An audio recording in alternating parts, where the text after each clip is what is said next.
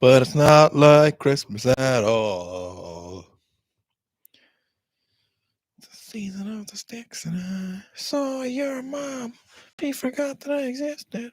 It sounds like "Sock Your Mom" is the way he sings it. Yes. This radiator barely works. Mm-hmm.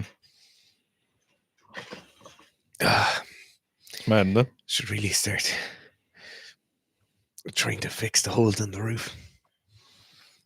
It's a good radiator, though. Great rate. One of the greats. Gets it done. I'm mad. Get her done. That is great, yeah. A great radiator. Radiator. I hardly know her. Oh, everyone's tuning in. Max tuning in. This is the time to get your questions in, by the way. Usually by around 15 minutes into the live stream, if you ask a question, it's probably not going to get answered. 20 minutes in Maybe sometimes. 20 minutes, I'd say. 15 minutes is probably still... There's usually well over half. I hope everyone's having a great day. A lot of people don't like January. Yeah. Are you one of them? January. Are you a January hater? No, I kind of like January. Most people hate their jobs. Yes. I like my job. I just hate working with you. Yeah. It's just the staff in here are terrible to deal with. Yeah. Unreliable, inconsistent. Jesus. Balrog says, greetings, lads. Work lab suddenly got less boring. Lab work. Think about it, though. Balrog, think about this for a second. Toshiki did 200 for 26 reps, and he also did 220 for 20 reps. So that 20 kilos is worth 6 reps, you know? That French weightlifter that I can't remember his name. Benjamin? Did he do 200 for 15? Mm-hmm. Lovely squats. Lovely squats. The loveliest of lovely squats. No one's going to have lovelier squats than Toshiki, though. No. 24. Toshiki has very nice squats in a way where nobody else can squat like that. So consistent. Unique. It really and truly is 50% is the same as 321 kilos. You know what's strange is how culturally important the squat is to Japanese people. What do you mean? Do you remember they were all saying how the squat is something that the Japanese weightlifters are massively, like, it means a lot to them? No, I missed that. Yeah, that's what Jang Ho was saying. No way. Yeah, that it's like the squat is so important for them. In what way? Just people training normally, that you'd have a nice looking deep squat. There's a lot of lads who could learn from that. Okay. Eris says, sup lads. Kaiser says, what's going on, lads? Kolmugrov 41 says, this makes my afternoon. Thanks very much for that. Balrog is in the lab working hard. Ryan Shepherd weightlifting says, Anta 2 just as good as Anta 1, question mark. Opinion on the Liu Xiaoxun shoes.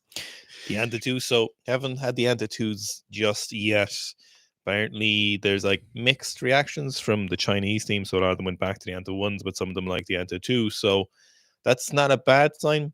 If everyone went back, it would be a very bad sign, but haven't seen a whole lot of other people on the international stage wearing Anta 2s, which is interesting. Liu Xiaoxun shoes, seems to be a lot of good lifters wearing them. I think we'll be getting a pair soon, and hopefully we'll get the Anta 2s at some point, but currently we don't have those, so it's kind of hard to say. I know Yasmin has the Liu Xiaoxun shoes, so she really likes them, and she's still wearing them, so that's always a good indicator. If, you know, a lot of times you see people sponsored by shoes, you know, and or a company will be selling them, but then they'll end up not wearing them. They'll be like, these are a great shoe, and then a month later they're back in their Ram 2s, so it's always a telltale sign. You'd have seen that with every Nike shoe that ever came out. Sorry, after the Ram 2s. Tom Waring says, happy New Year's, gents. Hope you're well. Happy New Year to you as well, Tom. Any news on when Sika Sleep ordered Black Friday? Oh, it's all sent out. So Tom, just send us an email. That's all sent out and should be with you. Balrog says ETA for Sika Speed. So this month on the app, the conditioning programs are going up. The second horse program is going up. So second horse program is very, very exciting. There's some very cool areas of that programming that I think people are going to really enjoy. So Sika Speed probably won't be up in the next 2 months. Probably March, I'd say. Yeah, end of Q1. Jasper H says, afternoon lads, any wisdom on when to stop playing rugby if a weightlifting competition is coming up? Want to give as much time to the team as possible, but still want to perform.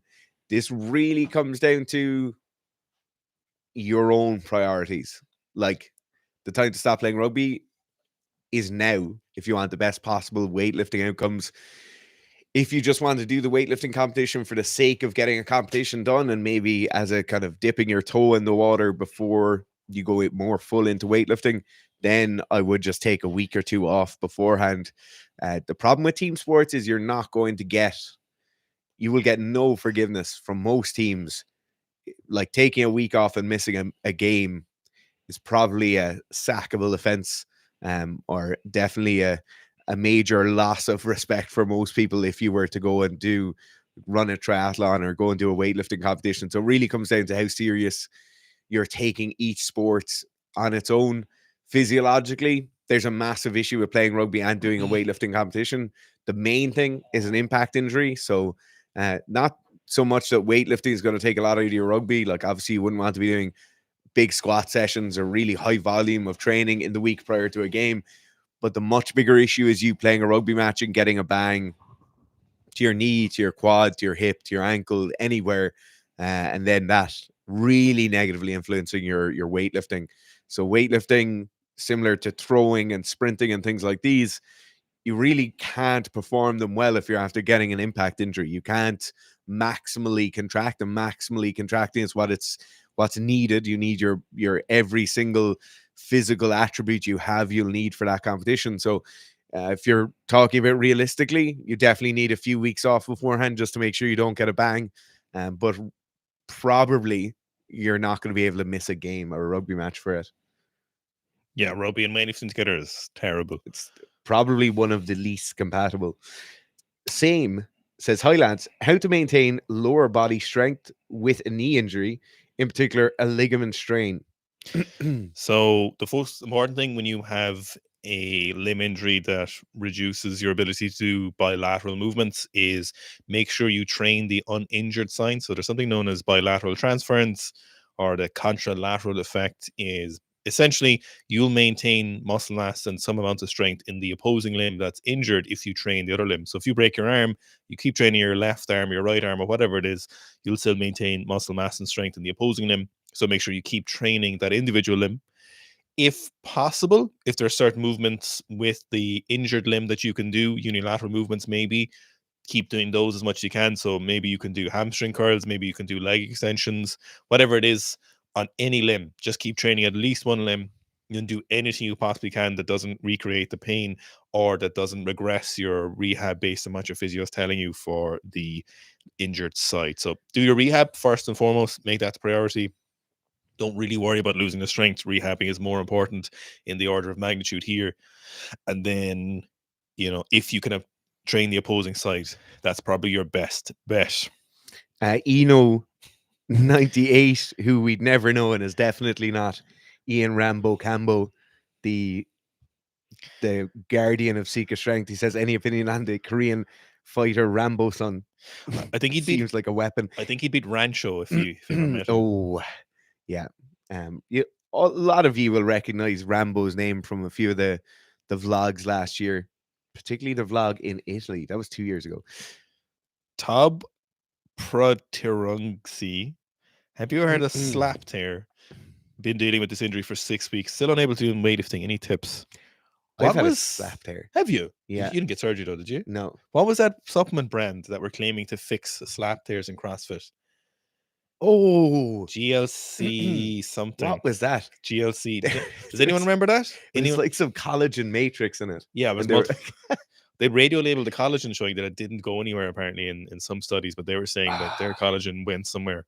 Does anyone know? Does anyone remember that brand, GLC something? A lot of CrossFitters are sponsored by them. They were claiming to fix slap tears, or rather, the athletes they sponsored were like, I had a slap tear and I took it and I got way better. The big thing with those kind of severe acute muscle injuries, so first thing obviously is you're allowing that muscle to recover. You're allowing that muscle everything it can possibly have, right? And one of the big things is just blood flow. So obviously you don't want to be getting in there and tearing or doing any auxiliary damage around the muscle. So you shouldn't be doing crazy high volume squats with a lot of weight on, but certainly keeping movement in the area, keeping as much blood flow around the area as possible. Maybe some contrast therapy, maybe some hot and cold, just trying to keep some blood flowing around it. Myself and Owen can't really give you specific injury rehab. Was it sore? Yes. Could Yeah, you- I had a hole. Could you lift your hand over your head? It was my quad. Oh, Yeah. mostly it's Yeah. the shoulders in CrossFit. Is it? Yeah, it's always the shoulders. That is, it was actually the- always, yeah. You know, In here. Yeah. Yeah, I remember from my CrossFit days. Kaiser 30-6 says, 30-6. do you recommend doing zone 2 cardio sessions before or after normal gym sessions? After. Always after. Yeah, no. Like if you're doing 25 to 30 minutes, which is kind of the minimum, I consider 20 minutes the minimum cardiovascular, I would say after a session. So, you know, it's just going to make you a little bit more fatigued for your session. Are you going to be warmed up? Yeah, but it's just get in while you're fresh, do your skill work, your strength work, and then do the conditioning after, because it does not matter what condition you're in, how fatigued you are. 25, 30 minutes of cardio is still just 25, 30 minutes cardio, and you get the same benefits. I can't pronounce this name, but they say hi lads. Wait, I'm shit, I'm on top chat. Because I had nothing worse than calling me out for being on top chat and you were on the wrong one. Holy shit. Banana bread with the emojis once again. Question regarding transferability of mental fitness. No, you skipped one. You skipped Where? Not That Strong. Oh, I did. He said Happy New York, guys. Any word on the conditioning program? Or can you give an idea what they'll entail? Conditioning programs will be up on the app this month, January 2024. So there's going to be 3 conditioning programs up there. Sorry, 4 conditioning programs up there. We have a run conditioning program. For this run conditioning program, you will need a soccer pitch, a football pitch, a running track, a local park, somewhere where you can run. The longest distance on that is going to be like a 400-meter loop. You might have to do that multiple times. So for most people, any kind of sports field or any running track or any just section of area where you can have 400 meters to run around is perfect for that. So you don't need any specific areas. You don't need a track or anything like that. Then we have programs for the ergs. So this is for a rowing erg and a cycling erg. These are very, very simple, rudimentary conditioning programs. That's all pretty much anyone will ever need for their conditioning. So you pick which of those you want. And then finally, we have a small bit of a high-intensity interval training aerobic workout program that's going to be up there as well. So these are, for want of a better term, kind of home workouts or hotel room workouts. You won't need any equipment for them. It's all going to be body weight, but some nice high-intensity, high-impact cardio work. As Owen was talking about, nice, concise, focused sessions to get your cardio done after all of your other training. I recognize the kanji or hanji and the name, but hi lads, but I don't know the name. Banana bread, who we all recognize. Cue for transferability of mental fitness or grit. Is it possible to transfer grit in one activity to another? Example, withstand extreme heat and sauna, ability to focus in boxing, judo when losing.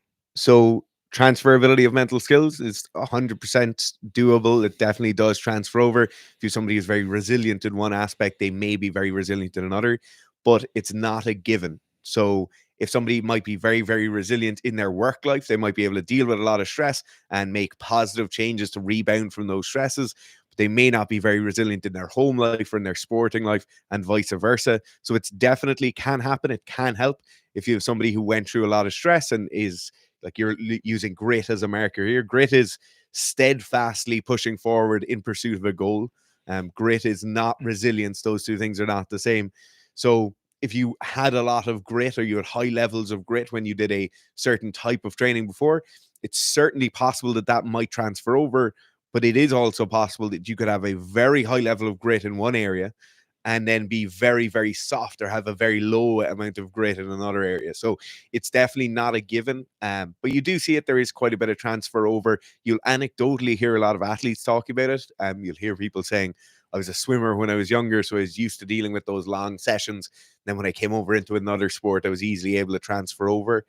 An interesting point here, though, is withstanding extreme heat in the sauna, transferring to the ability to focus in boxing when losing. So these are actually two really, really different things, right? And there might be some interplay, or those Venn diagrams might slightly intersect. but the focusing while losing is very, very different from grit or that ability just to hold on for a bit longer. So most of the time we're talking about some pain tolerance, some ability to put up with that non-ideal circumstance. If we're looking at a sauna or an ice bath or something like that, most of the time you'll just get used to that. And getting used to that you're not really gaining resilience, not really gaining anything in terms of grit. Whereas focus, when we're in a non-ideal environment, focus is very much, it's not people think about focus as this kind of positive point of that I have this amount of focus. Focus is about the emission of noxious stimuli. So when I'm losing in a boxing match and Gurf is pucking the head off me, the big thing I need to do to focus is stop all this noxious stimulus that's coming in. Stop thinking about how Owen's going to win. Stop thinking about how I'm going to lose. Stop thinking about how I'm not going to get paid. Stop thinking about me getting extra concussions that I really don't need. That's what focus is. Focus is about being able to close out the bad thoughts and really focus in on the good ones. Most of the stuff we see in the kind of doing difficult things rhetoric is more along the lines of grit. It's more along the lines of just holding on. And then even some of the more recent stuff like the sauna stuff, the ice bath stuff, a lot of that is some learned pain tolerance.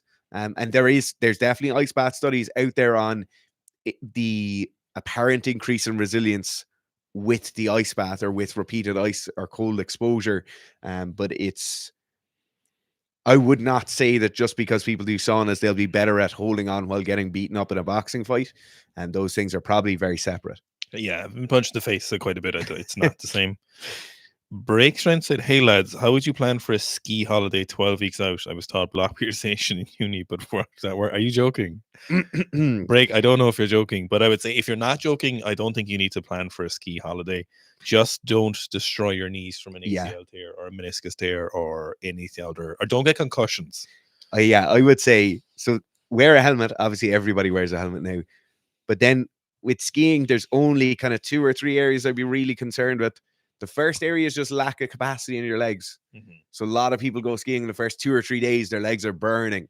And then you end up having an increased risk of injury due to that fatigue that's in the legs, or you'll just have a worse time when you're out there skiing on your holiday. So some increased wear capacity could certainly help. Clan and GW. Enduro ball. And then aside from all the other things, making sure any possibly lingering or previous injuries in the knees, legs, hips, ankles are looked after. So you're not going out there with an ACL that's barely holding on and then just reefing it on the first time you get on a chairlift. I think the most important thing is to increase your tolerance for alcohol as you're going out. That's the one. They all use alcohol as a pre-workout to stay warm. Yeah. So, make sure the hangovers don't hit you too hard. Tristan Cole says, you pronounce that Tristan, and I pronounce it Tristan. No, I think it's Tristan. Tristan. Yeah, because there's no H. Yeah. So Tristan Cole says, prepping for rugby preseason. Do you guys like longer distance runs, 4 to 5 miles, rugby specific cardio, broken Broncos, 150s, etc., or a combination? So it depends where you're at.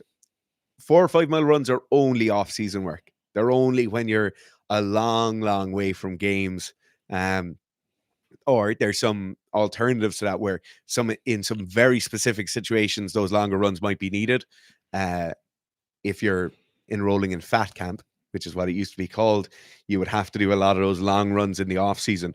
But most of the time, if you're within 2 months of a game, 4 or 5 mile runs are completely out of the window. To be honest, Broncos are completely out of the window, except in a testing circumstance when you're about 4 weeks out from a game and you're really just looking at those specific shorter, sharper distances. The other thing about those longer runs is you really don't want to be coming into any session pre-fatigued from some of those longer runs. So most of the time we're doing 4 or 5 milers, we're doing them on our days off or days we're not doing pitch sessions. You're then going into the pitch session the next day with some sort of pre-fatigue in your system, which opens up a whole other area of maybe not being able to perform as best you can or being more likely to have an injury. So definitely they're for off season only, and then they get more and more and more specific as we get closer and closer to playing games. So usually we have off season 2 or 3 months, preseason 1 month to 6 or 8 weeks maybe, and then we're in season after that. So pretty much those 4 or 5 milers are for those just that specific off season piece. Kevin McBride said, quick one. If I'm running a program from the home gym, but work means I need to split the set, is it detrimental to the program to split it same day, but a couple of hours split the set? Definitely, if you have to split the individual set you're doing. So if you're doing a set of 10, you need to do 5s and a half. That's definitely not the exact same outcome. I would be okay with splitting of exercises, but not splitting of exercises and volume across the day. So volume in the same exercise. So it's fine if you do some of the sets in order or some of the exercises in order in the first thing in the morning, and then you do the rest later if that's what you need to do. But don't split up an exercise, the same exercise twice in one day. Don't have the volume. So try and get all of that exercise done in that particular session. Leon Klimek says, sorry, don't want to burp in the mic. Hope you're doing amazing. When should you do the RTA 1 compared to the RTA 2, apart from 8 versus 12 weeks, obviously? So that's the first thing. 8 versus 12 weeks, it's a different level of intensity slightly. The RTA 2 is still very, very difficult, but the slope of that aggression or the aggression of that line is slightly different on the RTA 1 than the RTA 2. The RTA 2 has a couple of distinct advantages. So the RTA 2 allows for a number of rep max tests throughout the cycle. So you do get that opportunity to kind of see how well you're going along the way, which a lot of people really enjoy, and a lot of people get a lot of fire in the belly because of that. And the other thing is that multiple people, or sorry, hundreds of people have run the programs multiple times. So if you've run the RTA 2 times or 3 times, running the RTA 2.0 will give you that new stimulus, will give you something a bit more novel in your training, and then you can run that multiple times and go back and forwards between them. But it is very much a thing of, if you only have maybe 10 weeks to your competition, doing an 8-week squat cycle is perfect. For most people, the 12 weeks is going to be a bit more beneficial, and especially if you've run that RTA 1 multiple times, then it would be good to go over onto RTA 2, experience what the RTA 2 is like, run that multiple times, and you'll get some very, very good results because of that.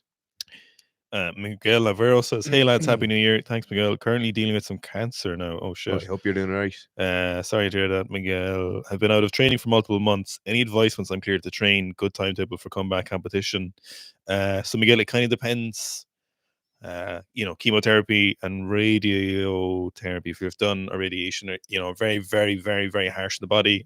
Some of them have permanent desensitization of certain cells. They can really wreck your hormonal profile.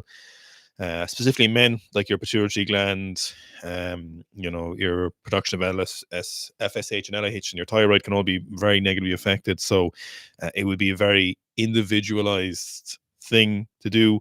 To be honest, Miguel, I'd really think about reaching out to Alex Keekle. So he's the fellow I work with. He does a lot of pretty crazy things. I know for a fact he's working with a research institute, not in America, it's in a different country, somewhere in Europe. And I know he works quite frequently with people who have cancer.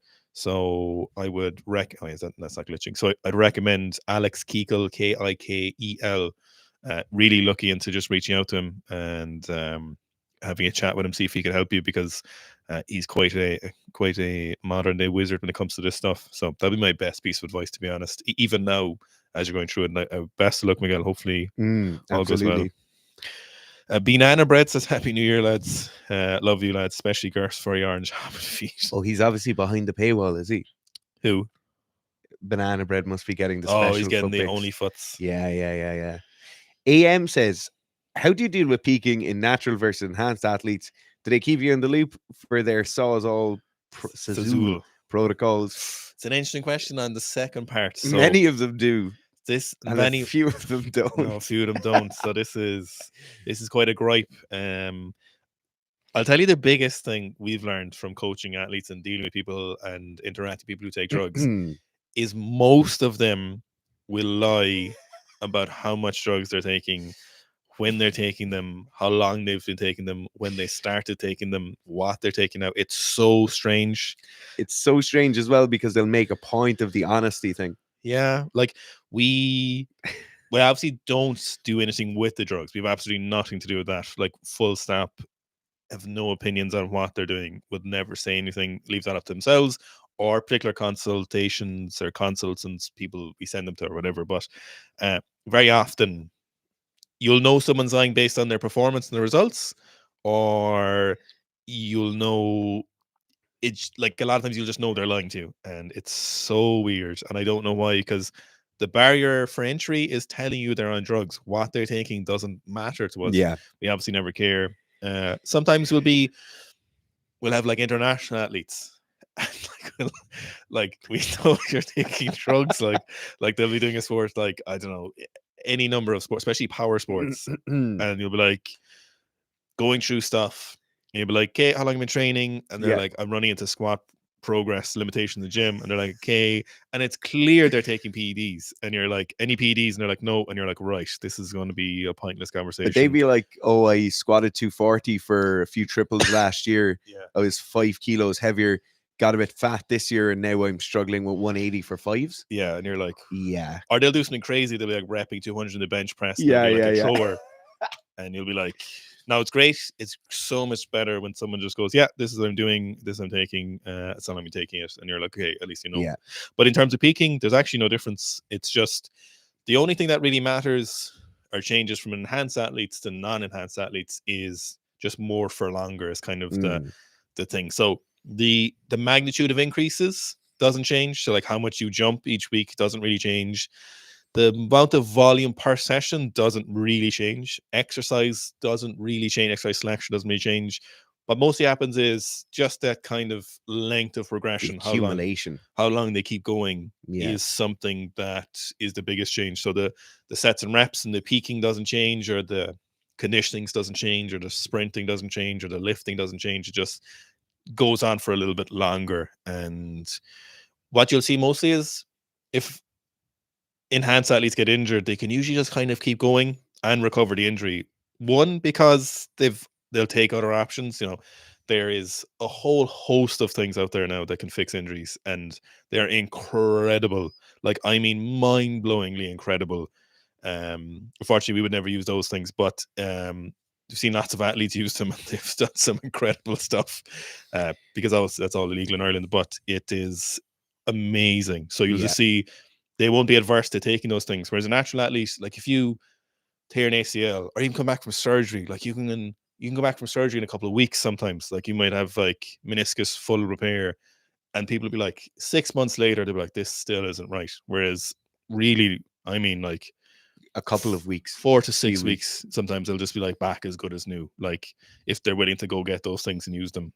I think everything else is pretty much the same, but they tend to stay tapered for a bit longer as well. Yeah. So they'll like max out. Their peak and taper will look almost identical.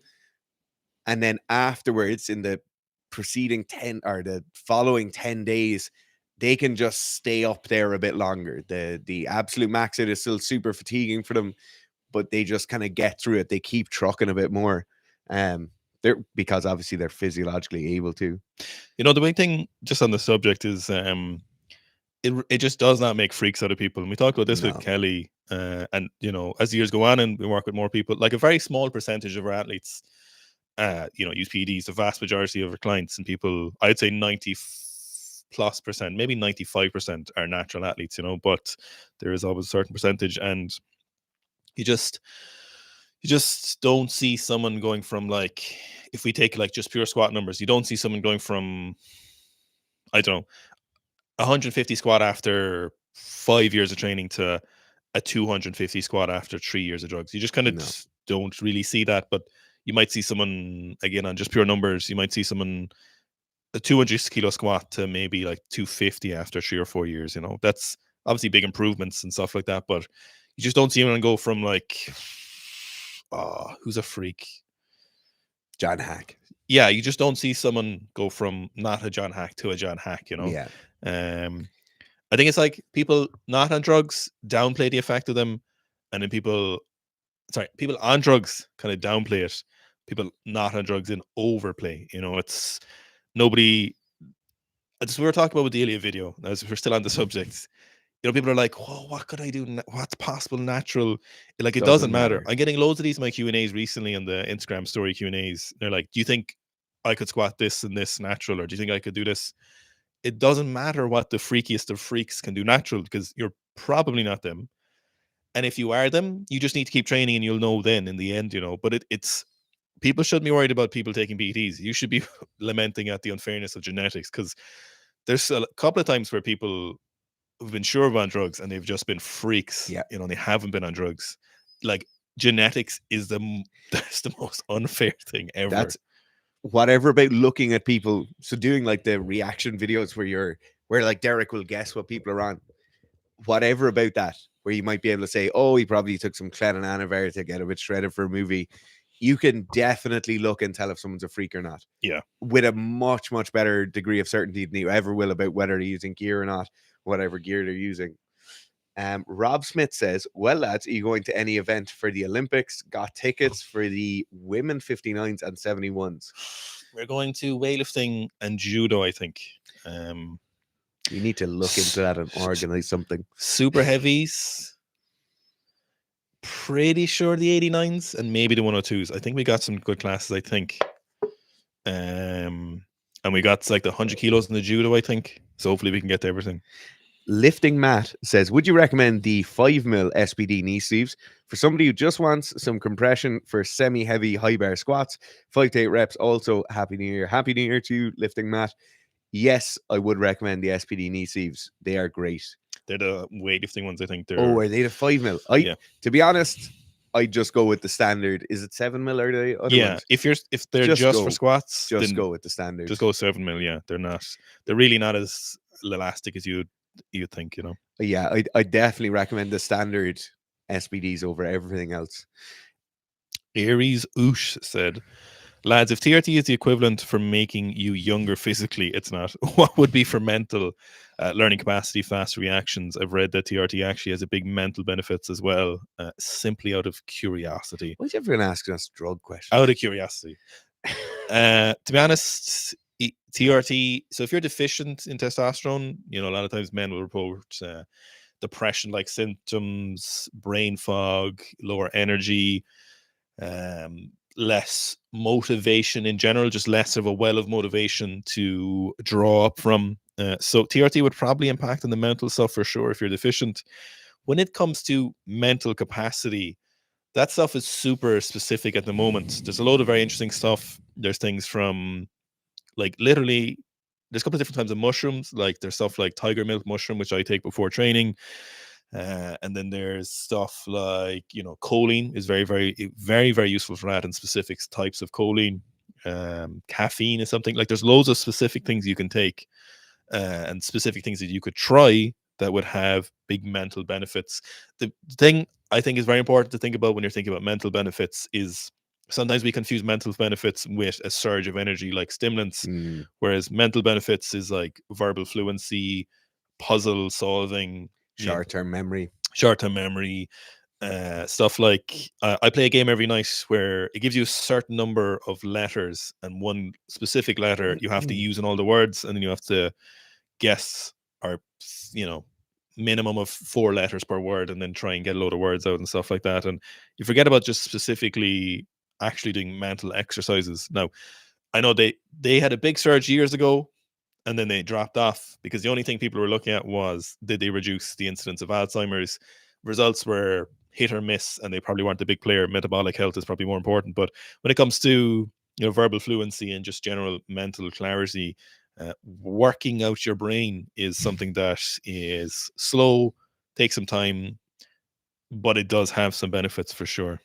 I will say on the cognitive side of things as well, just having a lot less fuzz going on in your life generally will make a massive difference to your mental clarity over everything else. So if you're somebody who every hour of the day you have something playing in the background, if you constantly have a podcast in, constantly have Netflix playing on your phone, constantly scrolling on your phone and looking through it, and just never having those kind of holes throughout your day where you're not being mentally stimulated, and maybe it's just some internal dialogue going on, or you're actually just present in the moment performing a task, particularly some task that's really automatic to you, no music playing, no nothing like that, will make a massive difference to how well you can concentrate at other periods of the day. So not using up a massive amount of that mental or cognitive capital will make a big difference to how alert you feel when you go and use it. So just be cognizant of that. A lot of us spend all of our waking hours absorbing something, whether it's content, whether it's podcasts, whether it's music. Like a lot of people just have the radio playing constantly in the background all day long. If you do really value those periods of your day where you are incredibly cognitively able, or you have a massive amount of cognitive stimulus, maybe it's during high concentration work tasks, maybe it's something in your personal life where you really enjoy playing chess online, save that for those times and don't constantly just have your brain on a kind of semi drone the whole time. Mohammed says, does Sika Sleep ship internationally? It sure does. We shipped to like 40 something different countries last year. It's absolutely mental. Yeah, so it does ship internationally. It's available on the website. Mohammed also says, when the conditioning program coming out this month on the app, it will be up. All of them. Balrog asked about Sika Stim. He didn't mean Sika Speed. Oh yes, so the app's just Sika Oh Stim. yeah. Maybe like Q2-ish of this year. So probably into maybe what are we now? January, February. Maybe in May. Yes. Maybe in May. Yes. Yes. Tay West, Tim said, glad to have caught you guys early. Cheers all around and Happy New Year. Thank you. 2 questions. Happy New Year. Cannabis recovery? No. No. It's either negative or neutral. Definitely doesn't benefit you. I know some of the stuff like the sleep, it seems to reduce your REM sleep. So I honestly, the evidence seems clear, and the anecdotal evidence is like habitual use of cannabis is either negative or just neutral. There doesn't seem to be benefits in terms of specifically for training. I know people use it for self-medication for anxiety and stuff, and I genuinely, I'm of the opinion that I think people should be able to buy and use whatever they want with their own body, as long as it's regulated, all that. So I'm really not against any kind of drug use and people doing whatever, but just purely looking at it from the kind of fact side of things, cannabis in terms of the research is quite often negative, not massive orditudes of negative, but certainly negative, or just doesn't really make a difference, but there's no benefit. And if it impacts your sleep, it seems to act more like a sedative rather than in a sleep enhancer. Also, favorite snatch complex, including overhead. Usually snatch grip push press plus overhead squat is great. So that long time under retention is super valuable for people who lack the capacity in the overhead position, or snatch balance plus overhead squat, because you can usually get a bit heavier. So usually what I start with is snatch grip press plus overhead squat. Once that seems pretty firm, go on to snatch grip push press and then plus overhead squat. Usually get up to about 100% of your snatch from there. Then I'll try to get like to 120% of the snatch balance 120% of their snatch on the snatch balance plus overhead squat. Balance. I also really like a snatch with a pause in the catch and then an overhead squat afterwards, or a snatch balance with a pause in the catch after that as well. Kolmagarov 41 says, suggestions for a slow second pull in the snatch. If I try pulling more of my back, I smash my hips and the bar moves forward. So that's definitely not what you should do. Bar speed drops after knee passage and then jumps after hip contact. So the big thing that's probably happening here is you're probably ripping the bar off the floor too quickly. You're probably achieving poor positions then. So a lot of the time we got a lot of hip smash. What's happening is as you pull the bar off the floor, your knees are too far forward, your shoulders come behind the bar, and you end up in a position at the knee where your shoulders are already back, your knees are bent and forward, and the barbell is way too far away from your hips. So you need to do is concentrate on your first pull, even slow down your first pull, make sure the barbell is sweeping back and the knees have swept back so the shin is fully vertical at the knee passage position. And then this will allow you for a very, very explosive second pull. So that's the first thing. The second thing then is a bigger squat helps with everything. What was the question? Oh, second pull. Yeah. So really, it's really important to think about the second pull as something that's vertical, and the third pull is something that's really vertical as well. So we're never trying to meet that barbell. We're pulling the barbell towards us, but we're going up at the same time. So we're just covering the barbell, keeping those hips back for as long as possible. But the whole barbell and you are traveling up in that second pull. So hips are staying back, shoulders are in front, and it's just all going up is very, very important. In terms of speed, just go faster. It's Just have to try. what are we doing in practice? Getting better. JSM94 says, "Sup lads, what happens when you've been on the piss and missed some time in the middle of a training block?" So the first thing is, if it's just one day, like you were supposed to train on Monday, you're hungover and you couldn't train, then you just go and train on Tuesday and you'll be grand. If it's like a week off, so say over Christmas you were out a lot and you took a full week off, our rule of thumb is that you regress the same amount of time you took off. So if you took a week off, you go back and start the previous week again. 2 weeks off, you go back and start previous 2 weeks ago, and go through all of those 2 weeks again. If it's anything longer than 2 weeks, which is a mental long piss up, to be honest, and will probably be beyond the scope of a piss up. If it's anything longer than 2 weeks, we just recommend starting a training cycle again. Just go back to the start of the block and you should be good to go. Drink like cannabis is detrimental, or Detrimental. is inhibitory to training. People get very defensive about cannabis, and I'm just really cautious. Nobody gets defensive over drink, though. Everyone Everyone's just knows. like, I Everyone know, knows I drink. know. I suppose the problem with cannabis, it was demonized for so long, Yes. and people who really like cannabis are super defensive about it. So it's fair. I get why people would be. Tristan says, "What position did you play in rugby there?" I played second row the whole way up and then went to play back row because everyone else continued to get taller and I just stayed where I was. Taller? Yeah. No way.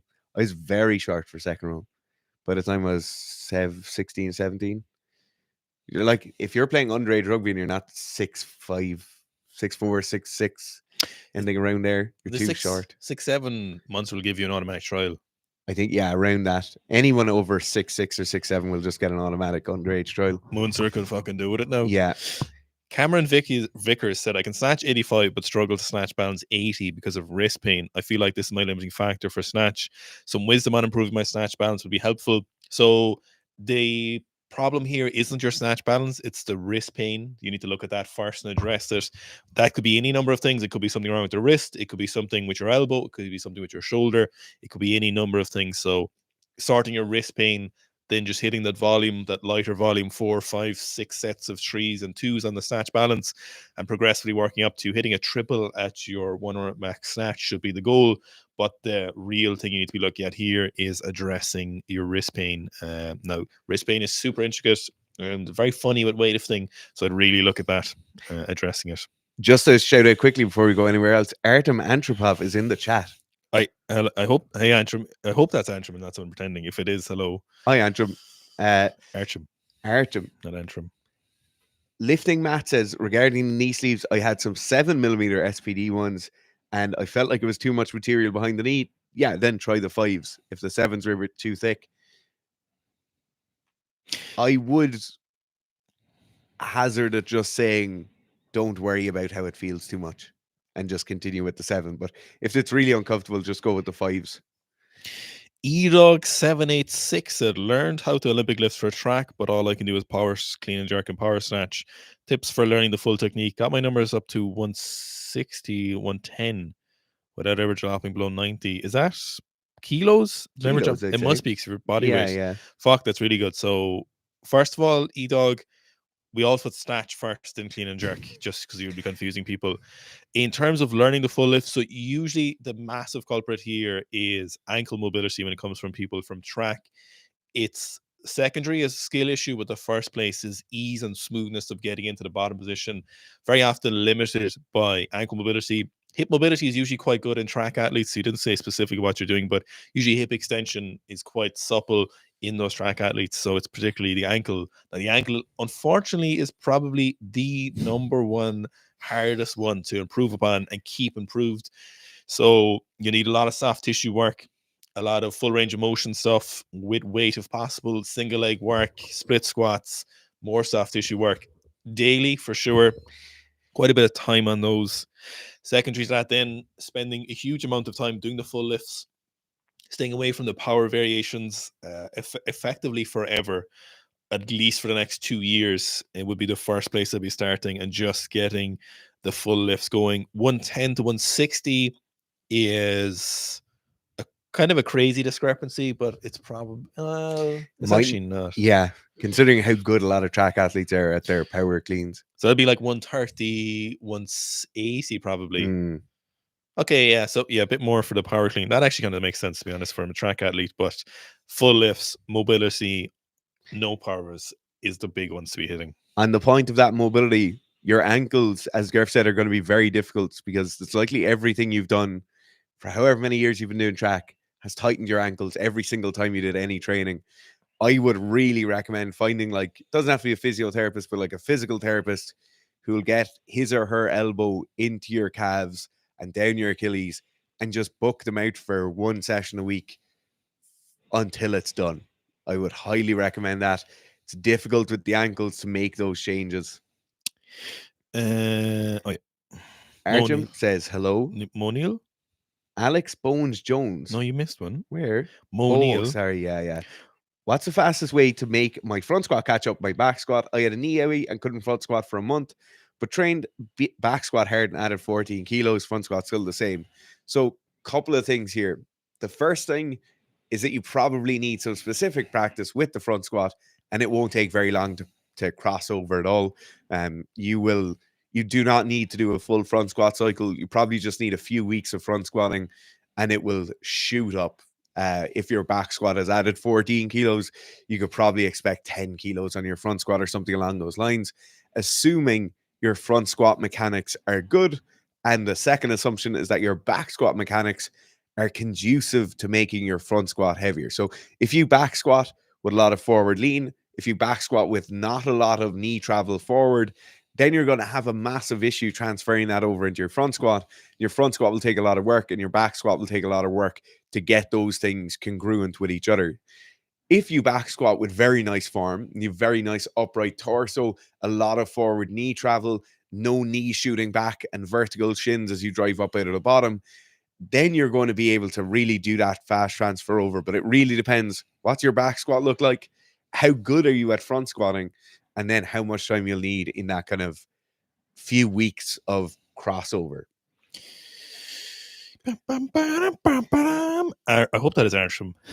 Alex, tell the fridge needs to pause along the bottom of the 270 for full contraction. Surely a mistake. No, it is a mistake. Alex, Chris JK, where are you on? I was just about to say, having the Bones Jones as a that's quite the claim. Going traveling for 7 weeks to Australia, New Zealand, want to maintain as much strength as possible for powerlifting purposes. We'll probably be able to get gym twice per week maximum. Any advice? First of all, I would say don't even worry about it, honestly. And I know you love training, but I would say honestly, just it doesn't matter. Nothing you will do in these few weeks will really make any meaningful difference. If we're being completely honest with it, that in 6 months' time, once you start training, will be anyway further than where you would have been if you hadn't been training. So look, if you were able to get to the gym 4 times a week for the next couple of weeks, then I'd be like, yeah, my personal thoughts on this, and I've done it. And obviously, I love training as much as the next person where I just haven't trained. Sometimes I'll train, like when we're in Malta for like 10 days getting married, I obviously trained a lot, but it's a different kind of holiday. But when we went onto the rally, we're gone for like 2 months. We barely trained. We visited some gyms just for the novelty, but nothing you'll do on this holiday will benefit you in 6 months' time once you're back training. Do you know what I mean? So the first 2 weeks might be worse. The first month might be worse if you didn't do any training compared to some training. But 6 months beyond that, you won't even remember. I would say, to be honest, if you're going traveling in Australia, New Zealand for 7 weeks, it's probably still in the summertime for them. My biggest thing would be doing just a lot of calisthenics and conditioning to stay sexy for the beach weather. That's the thing. That's what I would be doing. Staying lean. When you do get to the gym, I would say biceps, triceps, big chest. As much volume as possible on everything you do. I would be, sets of 10, no less than 10s on deadlifting, squatting, benching. Like anytime I get there, I would probably do squat, bench, and deadlift in the same session. Yeah. Start with squat, then deadlift, then benching, and just heaps of volume, and then go to the machines and do a fuck ton of volume on those. Like we're talking no less than 4 by 40 reps per exercise. Forget about the weight, doesn't even matter. Just as much volume, short rest times, move through them, get loads of pumps. Short training sessions as well. Yeah. Like intense pumping it out while you're in there.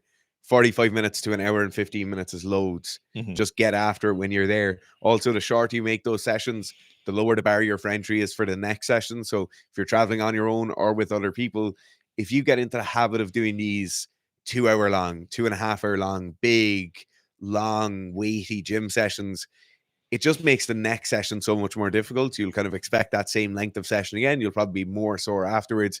If you're getting in there and being super efficient, it's very likely when you get to the next place or you see the next hotel gym, you'll hop in there, do a quick session, get out, feel much better because of it. Gingy G says snus as a pre-workout. So this is what Americans would call Zyn, or a lot of us over here would just call nicotine pouches. So very, very highly used. Obviously, the most snus, yeah. Oh, I thought it was like that's snuff. Yeah, it's I thought no, you meant. no. So obviously, it's really everywhere at the moment in terms of Premier League soccer. There's a lot of them getting fined because of it. Nicotine, without a doubt, has mental benefits and pre-workout benefits. Unfortunately, for some people, and it seems entirely genetic, is incredibly addictive for certain people. Some people have no problem, like can just stop. I would say for nearly everybody, it's really addictive. And then there's a few people, maybe 10% of people that they can stop. But apparently, I think, well, I'm not sure how many it is impossible to say, but it's the problem is it is addictive. And I'd wonder about the addictive thing. I wonder, is it a dosage thing? So like if you're taking a 1 milligram puff of the mists or something, like is it different from people who are vaping 20, 30, 40 milligrams a day of nicotine, you know? So not saying you should take nicotine, but nicotine without a doubt has benefits. It just, the addiction thing, unlike pretty much everything else you'll ever take for training, is a major consideration. So if I was trying to go to Paris 2024, I would be using everything I possibly could in that regard. Like if I was trying to do whatever, anything that could possibly get away with or whatever, I would probably be using nicotine. But long-term recreational training, I just wouldn't risk it because you don't know. You also, the barrier for entry on other forms of nicotine is so low, and the health cost of those other forms is so incredibly high. It's not like Zyn pouches aren't without their risks. Obviously, the risk of mouth cancer, gum cancer, all that is much higher. Even with the pouches. Yeah. Not as bad as chewing tobacco, but it's still quite high. But your problem is, at the moment, depending on where you're living, vapes, incredibly low barrier for entry. You'll see most teenagers sucking on them. Obviously cigarettes, obviously chewing tobacco, snuff, depending if you're still living in the 18th century, will be very easy for you to get. So that's one issue, is that it's likely or very unlikely to stop at just using nicotine pouches. The other thing is that nicotine isn't without its come down or without its hollow period afterwards, in the same way where all of your other stimulants will do that to you. So a lot of the time people will just continually use nicotine. Smokers will have a cigarette and in a couple of hours time have another one. A few hours time they'll have another one. They'll start kind of bookending their activities and their tasks throughout the day with cigarettes. And people do the exact same thing with nicotine in other forms. They start having one in the morning, or having one as they go to work, or having one before a certain task, or having one before they train. And those things sneak in there quite easy. So then you get obviously the downturn after that. So be careful with them. Do you get a downer after nicotine? No, you just get the need for more nicotine instantly. No, do you? No, I don't. No, I think I've had enough brain injuries where I just can't feel anything anymore.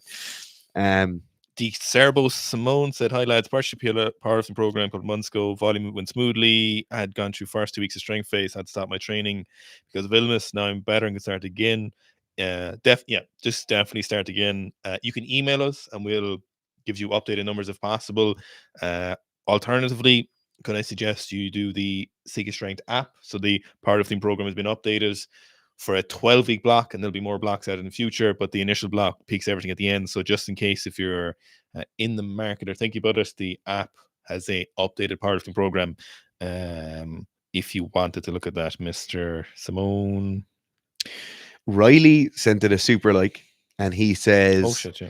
Also curious about Bullet Jim's question. So in dealing with lifting addiction, how to avoid excessively high intensity when you value improvement."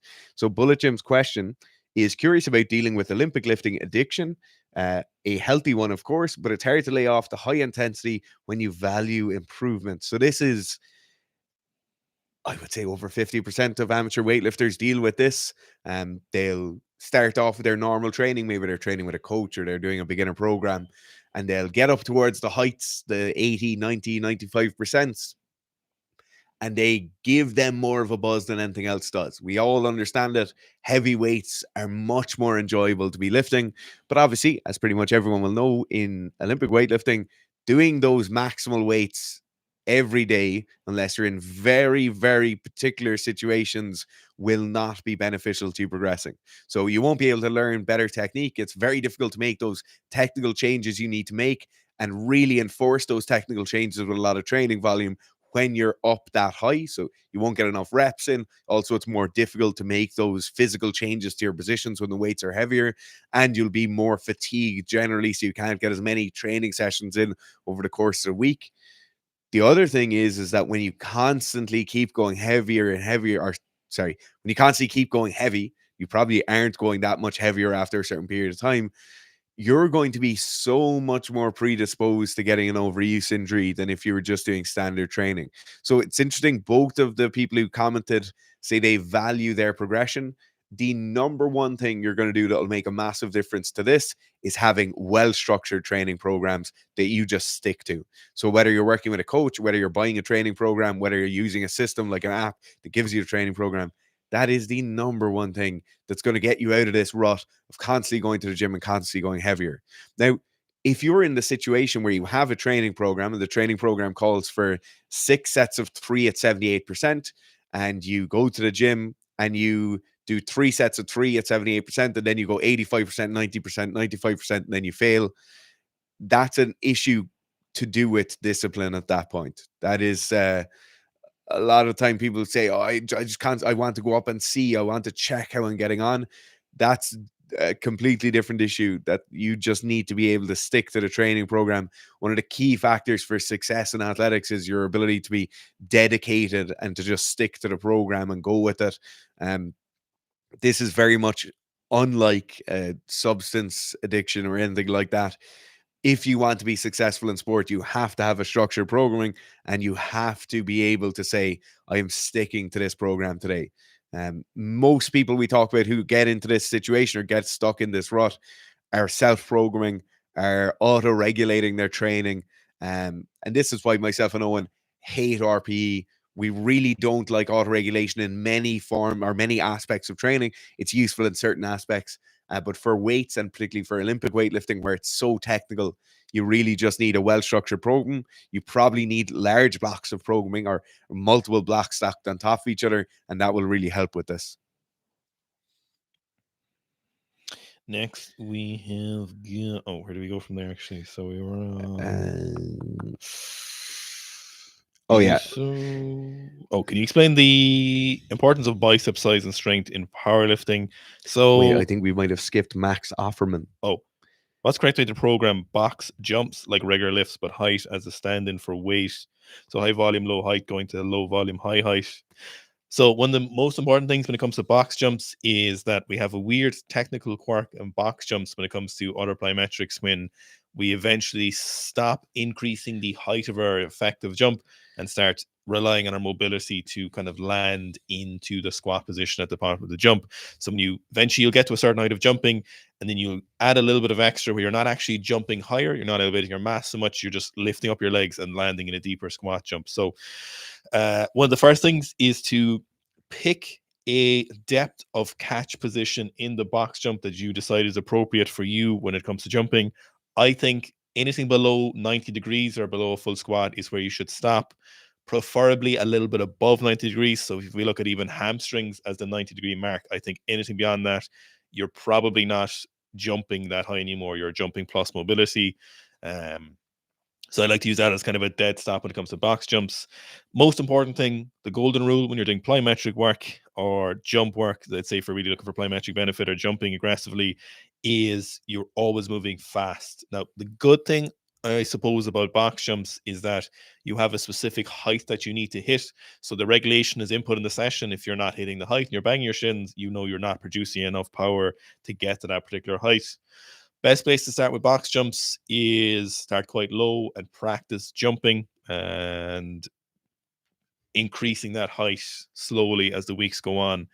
Box jumps are kind of funny because you do get that change in kind of catch position as opposed to maybe long jumps where you have a very specific unquestionable distance that you reach, or if we have a counter movement jump on a force plate or an accurate way of measuring it, you've got undeniable changes in that. But we've got the height you get to, but then we've got that catch position which can change perceptively or imperceptibly, which is kind of changing how you're doing that jump and getting the benefits from it. So being super honest with yourself, and the catch position is the first place. How do they feel is important as well. You feel powerful and you feel springy, and then trying to either increase the height or at a certain stage the number of sets you can kind of do at that height, but not to a crazy amount. So I wouldn't be looking at increasing the rep so much after a certain number of repetitions. I don't mind stuff like 6, 7, even 8 reps sometimes on jumping and box jumps. But no more beyond that particularly. I'd be kind of bringing it lower, increasing the height, getting to a certain height, then increasing the number of sets you can do at that, or potentially how much power you feel you're outputting on those jumps would be a good place to start. Kinda Thick has been says, can you please explain the importance of bicep size and strength in powerlifting? So the biceps have a couple of kind of key roles in powerlifting. The first one, and the one that's kind of more unique to powerlifting, or we mightn't necessarily think about in the other sports, is biomechanical stacking. So in the squat, how much that bicep stacks against the inside of our forearm. In the bench press, when that arm comes down and the forearm stacks on top of the bicep, how that interplay happens. So this is very, very similar, and you can picture it in the same way as the neoprene in your knee sleeve constricting behind your knee, and you having a small block behind your knee, which helps with that kind of biotensegrity. That's a great term, isn't it? Of the joint, and will help with that proprioceptive feedback. So you understand my joint is at X range of motion. I need to start driving up now, or I need to continue to sink down deeper. That's the first thing. That biomechanical stacking definitely helps you understand where the joint is, and the joint is also more constricted, so it's easier for you to relay force through that joint. The second thing the biceps have to do is obviously contract and maintain isometric positions and do it safely. So you regularly see, or semi-regularly see, bicep tears on a mixed grip in the deadlift. A lot of that, what you're seeing a lack of capacity of that actual bicep muscle tendon unit itself, but you're also seeing poor constriction or poor motor schema where people are really curling the bar into them. They might be thinking about pulling their elbow back behind them rather than keeping that joint fully extended, keeping the bicep at the longest point, and then having the capacity within that bicep to maintain that isometric contraction. So the biceps are incredibly important, but they mightn't be important in the same way where you're going to think about the quads while you're squatting. And most of the time, the biceps are beneficial for us in certain positions, usually full flexion of the elbow. And then they are beneficial, or they're important, that we have the capacity within that bicep muscle tendon unit to be able to hold an isometric hold in the deadlift without rupturing or without causing other issues. Telmense Fence says, are you guys surprised not more strongmen do Olympic training? To me, it seems to translate incredibly well. Mark Henry, but very few actually do it. So funny enough, in recent months, there seems to be a lot more strongmen learning Olympic lifting. Got quite a few of them coming to us. There are people asking questions about it in relation to strongmen, which is very, very interesting. That something's kind of changed in recent years.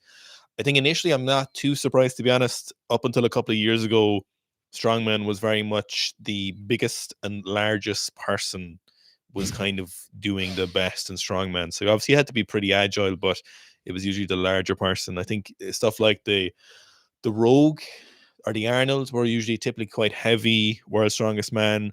The events were pretty predictable, and they were mostly big stuff, big lifts, heavy stones, heavy deadlifts, heavy squats. So up until kind of a couple of years ago, we didn't see stuff like the behind the neck jerk that we saw the Ukrainian winning, or we didn't see kind of this new breed of strongmen a little bit now. And I think times are changing in terms of the sport, and I think the strongmen are changing the sport, or one way or the other, we're changing a little bit in regards to that. So I think you're actually seeing more of them not doing the Olympic lifts, but certainly doing jerks, push presses with better form, split jerks in particular, some power cleans, improving their overhead mobility. So they are certainly taking some stuff. So it's it seems to be slowly changing, which is interesting. Okay, we better pick a couple of questions. Ryan Neville says, just wanted to say that you yelling at me to switch off my brain and just trust the program has changed my life, making faster progress than I knew possible running the horse program, and 3 rocket emojis. Send it to the moon, Ryan. That's great to hear. We're absolutely loving it. Philippe and Jay Wills have questioned the horse program. So you're doing becoming a horse program, but I'm scratching my head about the loo raises. Why did you throw those in there? What are they supposed to do for me? So I suppose stronger, more mobile shoulders across a larger range of motion and bigger muscle mass in your shoulders is the aim of the game for those. So if anyone wants to become a horse or any athletic endeavor, that would be the goal of those. No horse has small shoulders. Jay Wills is running the program alongside the bench, loving both. That's great to hear. When Sika bench hits 3 days, do I do the 3 days accessory? Just keep doing the accessory work from the horse program, as you said before. Yeah. So just forget about the bench accessory. Do the horse program's accessory.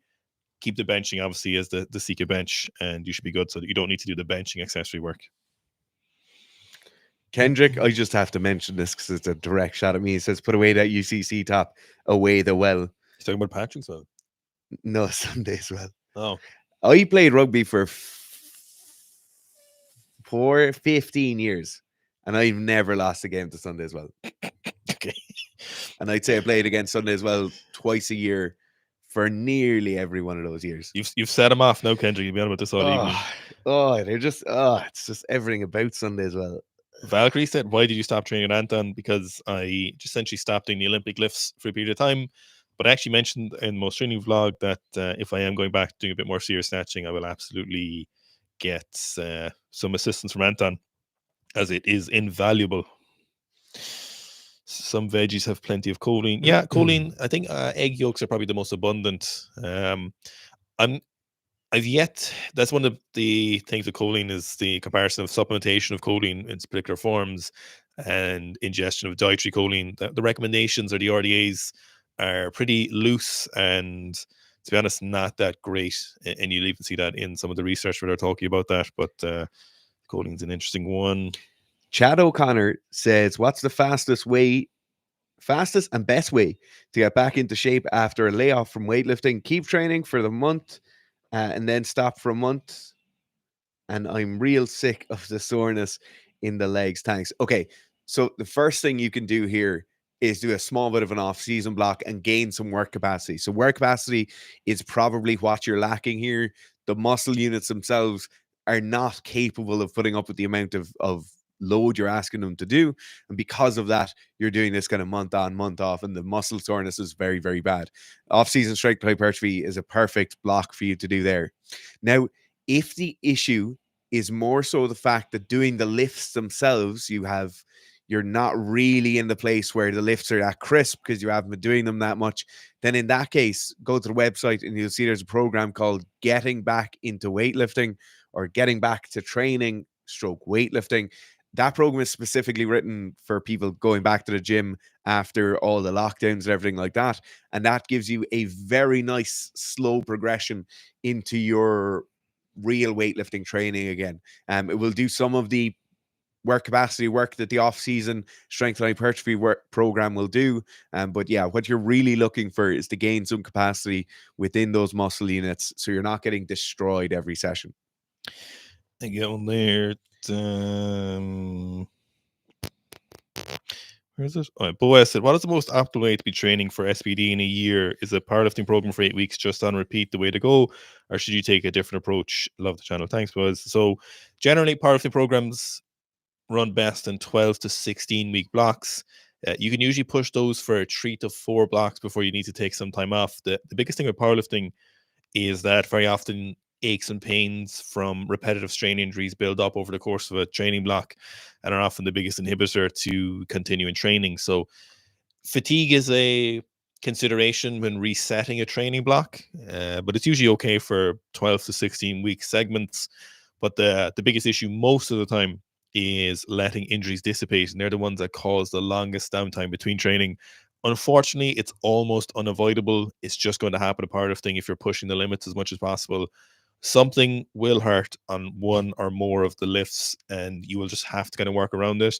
Very often, you'll have to push towards the end of the block, get your PBs, and then address the injury, because it can kind of happen where you'll just keep getting niggles if you keep stopping. So that's kind of the nature of powerlifting, is that it's very hard your body in terms of wear and tear in a different fashion to kind of running, in a different fashion to kind of weightlifting. They all have their issues, or stuff like jiu-jitsu all have pains, but powerlifting has its own unique way of destroying your joints or inflaming them in a painful fashion.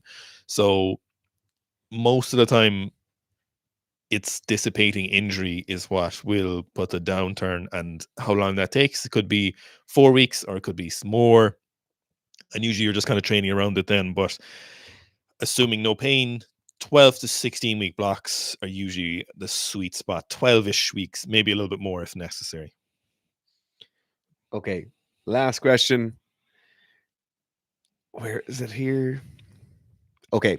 Thomas Miles says, I have a long torso. I have long torso, short limb, Northern Euro, cold adapted morphology. That is, I'm poor at 36 due to my own poor choices. I need Did you say- basic deadlift advice. I'm in central Dublin. Any recommendations, please, lads? Get out of Dublin anyway. To Dublin.